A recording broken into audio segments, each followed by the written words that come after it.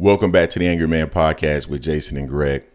So, unfortunately, last night, the Colorado Buffaloes fell to the Stanford Cardinals 46-43, blowing a 29-point lead.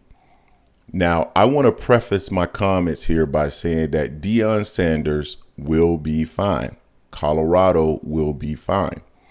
But when we did a video on this a couple of weeks ago, and I said that Colorado would get to maybe 4 or 5 wins, I received a lot of negative feedback in the comment section saying that I was a hater, that I'm just mad about Prime because I've never accomplished anything in life. And what I tell you guys all the time is that the power of a fan, or being a fan, is a powerful drug because it allows you to fool yourself. I've been watching college football for quite some time. Specifically, I've been watching Deion Sanders, not only Deion Sanders, but Shedeur Sanders and Travis Hunter, and a lot of those players that came over from Jackson State since their Jackson State time. Some of you guys are Johnny-come-latelys and really haven't seen these guys, and you just kind of hopped on the bandwagon and didn't really understand or actually had any true understanding of what these gentlemen's skill sets were. And then really, in general, no general understanding of college football, honestly. And I just believe that's the truth. That's no knock to some of you. It's just what it is.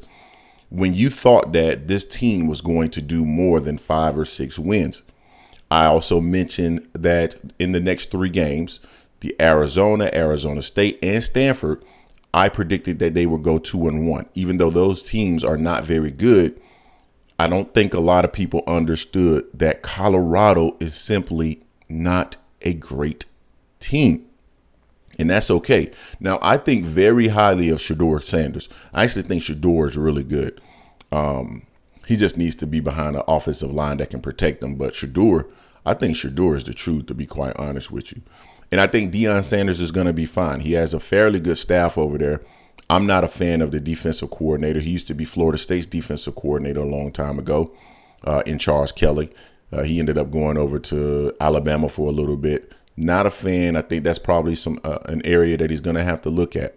But the reason why the Cardinals were able to come back on Colorado is simple. Number one, the trenches. I've mentioned this on several occasions. They have fairly good skilled players over there at Colorado, but unfortunately on the offensive and defensive line, they just don't have the hogs down there to be competitive the way that Deion expects or wants to be competitive. And then number 2, their overall scheme, the Cardinals were able to figure it out. They started killing them with slants and started gaining some significant yards there. And although I like Travis Hunter, he was a former Florida State commit. I am very familiar with Travis Hunter. I'm very familiar with his game from Jackson State. Travis Hunter and all those DBs, they were getting burnt. Now, don't get me wrong. Travis Hunter had a fairly good game. Let's see, 13 receptions for 140 yards, 2 touchdowns. Shedeur Sanders, 3 for 47, 400 yards, 5 touchdowns, 1 interception. Travis Hunter, we need to stop with the narrative. So there was a narrative that was out there that the reason why they lost that stretch of games to Oregon and USC was because they didn't have their best player. What do you expect? And I kept trying to tell you guys that a 6'1", 190-pound player was not going to make the difference in those games. He simply wasn't. He never was. He's not that. I mean, he's an impact player, but not to that degree. And this whole notion that he is a two-way player, they need to stop.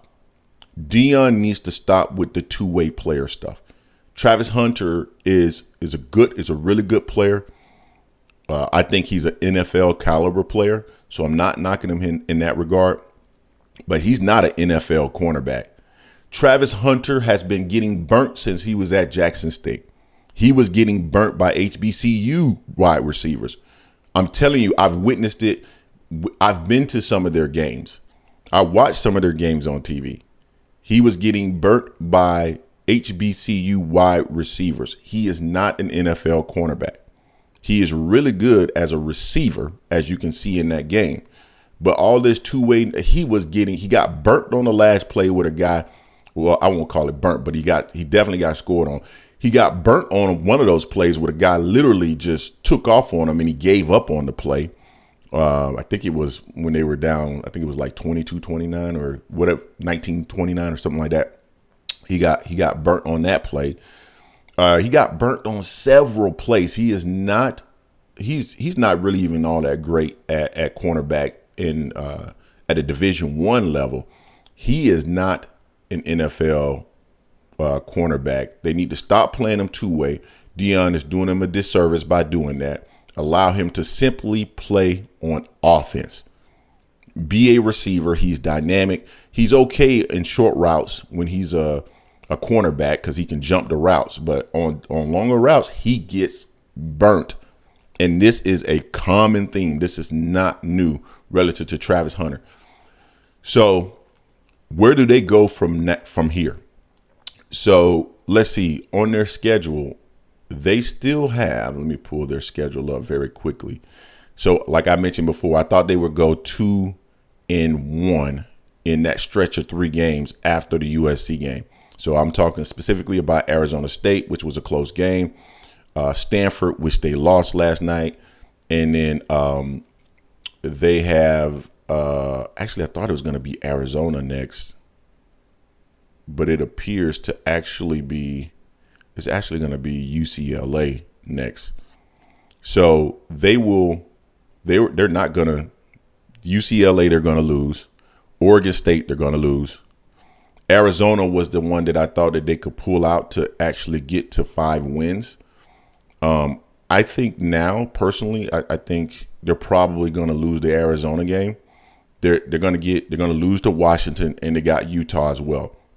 So as I was having a conversation with a buddy of mine, we were talking about whether or not they were going to end with 4 or 5 wins. I actually initially said I think they're going to be at 4.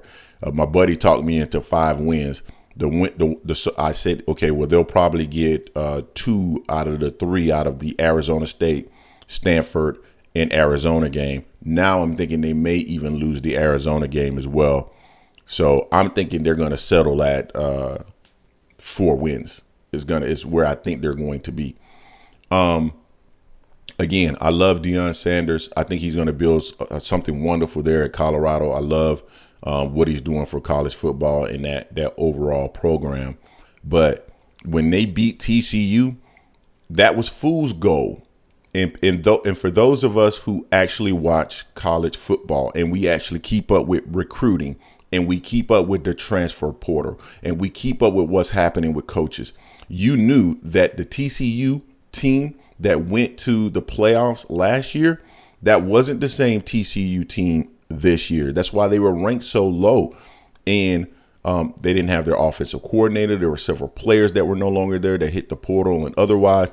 So once they got that win, it became fool's gold. And now when you're a fan, you just believe that they can do all things. All things. It's kind of similar to Terrence Crawford, but I'm not going to go into boxing right now because a single win now has that person, people believing the person can do anything, and it's just not realistic. But that's the fandom of it. So you guys tell me what you think in the comment section in regards to the Colorado Buffaloes, Deion Sanders, Travis Hunter. Should he just be solely an offensive player? Do you believe now that they have a path to 5 or 6 wins? I think they may still be able to get to 5, but 6 is off the table as far as I'm concerned, considering that they're going to be going against all ranked opponents moving forward, except Arizona. So let me know what you think.